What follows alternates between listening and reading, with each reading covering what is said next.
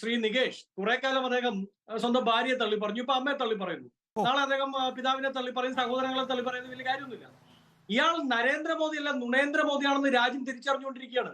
നോക്കൂ, ഇദ്ദേഹം പറഞ്ഞത് ഞാൻ ഭിക്ഷാന്തേഹിയായിരുന്നു 40 വർഷം, ഈ തെരഞ്ഞെടുപ്പിനിടയിൽ പറഞ്ഞാണ്. പിന്നീട് അത് 35 വർഷമാക്കി.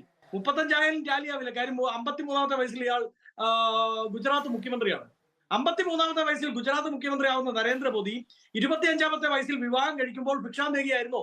അങ്ങനെ ഭിക്ഷാന്തേഹിയായ നരേന്ദ്രമോദിക്കാണോ ആ നാട്ടിലെ ഒരാൾ മകളെ വിവാഹം ചെയ്തു കൊടുത്തത്?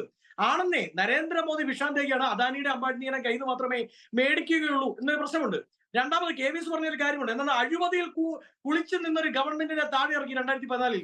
ശ്രീ KVS, അന്ന് നിങ്ങളുടെ BJP, അന്ന് നിങ്ങളുടെ നേതൃത്വം പറഞ്ഞിരുന്ന ഏറ്റവും പ്രധാനപ്പെട്ട അഴിമതിയിൽ ഒന്നാണ് ശാരദാ ചിട്ടി ഫണ്ട് തട്ടിപ്പ്. അതുമായി ബന്ധപ്പെട്ട് ഉള്ള ഹിമന്ത് വിശ്വ ശർമ്മ ഇന്നെവിടെയാ? BJPയിലല്ലേ? അന്ന് നിങ്ങളുടെ ഗവൺമെന്റ് നാച്ചുറലി കറപ്റ്റഡ് പാർട്ടി എന്ന NCPയെ അമിത്ഷാ പോയി മഹാരാഷ്ട്രയിൽ വലിയ റാലി അഭിസംബോധന ചെയ്തുകൊണ്ട് പ്രസംഗിക്കുന്നത് റിപ്പോർട്ടറിന്റെ ആർക്കൈവ്സിൽ കാണും. ആ നാച്ചുറലി കറപ്റ്റഡ് പാർട്ടിയുടെ ക്യാപ്റ്റൻ അജിത് പവാർ, അയാൾ ഇന്നെവിടെയാ? നോക്കൂ, നിങ്ങളുടെ കേന്ദ്ര ഏജൻസികൾ 121 കേസുകൾ 2 വർഷത്തിനിടയിൽ എടുത്തിരിക്കുന്നു അഴിമതിയുമായി ബന്ധപ്പെട്ട്. അതിൽ 115 കേസുകൾ പ്രതിപക്ഷത്തിനെതിരാണ്. അവിടെ കോൺഗ്രസ് ഉണ്ട്, കമ്മ്യൂണിസ്റ്റുകളുണ്ട്, സോഷ്യലിസ്റ്റുകളുണ്ട്. പോട്ടെ, ബാക്കി 6 കേസിലെ 6 കേസിൽ 1 അത് വസുന്ധര രാജ സിന്ധ്യയുടെ മകനെതിരായിട്ടാണ്. എപ്പോഴാണെന്ന് അറിയാമോ? രാജസ്ഥാനിൽ അവിടെ ഭരണത്തിലേക്ക് നിങ്ങൾ വരുന്നു എന്ന് കാണുമ്പോൾ എനിക്കധികാരം മാറി നിൽക്കാൻ പറയാണ്. മാറി നിൽക്കാൻ പറഞ്ഞ് ഒടുക്കം അവർക്കെതിരെ കേസെടുക്കുന്നു. അവർ പിൻവാങ്ങുമ്പോൾ ആ കേസും തേച്ചു മായ്ക്കപ്പെടുന്നു. അതാണ് നിങ്ങളുടെ അഴിമതി വിരുദ്ധ പോരാട്ടം. അതുകൊണ്ട് അതിനെപ്പറ്റി അധികം പറയാത്തതാണ് നല്ലത്. രണ്ടാമത് അദ്ദേഹം പറഞ്ഞു, ഏത് സംസ്ഥാനത്താണ് നിങ്ങൾ ജയിക്കുക ഇന്ത്യ ബ്ലോക്ക് എന്നാണ് ചോദിച്ചത്. ശ്രീ MV നികേഷ് കുമാർ, അങ്ങേക്ക് അറിയാമല്ലോ, കഴിഞ്ഞ തെരഞ്ഞെടുപ്പിൽ 2019 12 സംസ്ഥാനം എണ്ണുമ്പോൾ 320 സീറ്റിൽ നിന്ന് 278 സീറ്റുകൾ നേടി BJP ജയിച്ചു 12 സംസ്ഥാനങ്ങളിൽ. ആ 12 സംസ്ഥാനങ്ങളിൽ ഉൾപ്പെടുന്നതാണ് ഡൽഹി. ക്ലീൻ സ്വീപ്പ് 7 സീറ്റുകളിൽ. അവിടെ ഇത്തവണ മീനാക്ഷിയിലേക്കും ഇവരുടെ ആരോഗ്യവകുപ്പ് മന്ത്രിയായിരുന്ന ഹർഷവർദ്ധനെ പോലും മത്സരിപ്പിക്കാനുള്ള ആർജവം BJPക്ക് ഇല്ല. അവർ പേടിച്ചു പോയിരിക്കുന്നു.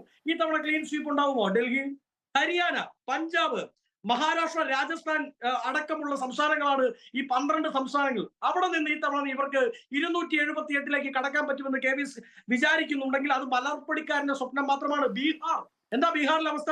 കഴിഞ്ഞ തവണ 40-ലേറെ സീറ്റുകൾ അവർക്ക് കിട്ടിയതാണ്. ഈ തവണ അവിടെ ഒരു ഫാക്ടർ ഉണ്ട്. ആ ഫാക്ടർ മോദി ഫാക്ടർ അല്ല, അവിടെ തേജസ്വി ഫാക്ടറാണ് ആഞ്ഞടിക്കുന്നത്. കർണാടകയിലേക്ക് വരാം. 27 അതാണ് പ്രശ്നം ശ്രീ വസന്ത്.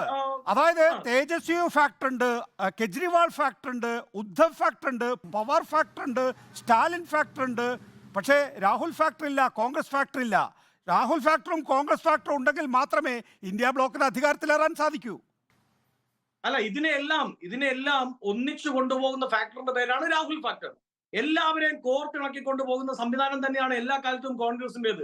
ഇവരുടെ പോലെ ദൈവോത്മകമായ ദൈവപുത്രനായ ഒരു നേതാവ്, ആ നേതാവ് പറയുന്നതിനനുസരിച്ച് നിൽക്കുന്ന അണികൾ എന്ന പരിപാടിയല്ലല്ലോ കോൺഗ്രസിന്റെ. എല്ലാ കാലത്തും മുന്നണി സംവിധാനത്തെ ബഹുമാനിക്കുന്നവരാണ് ഞങ്ങൾ.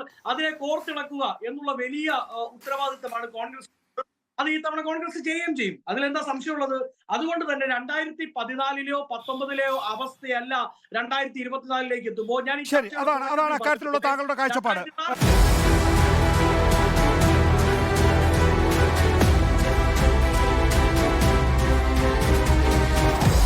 Debate with MV Nikesh Kumar.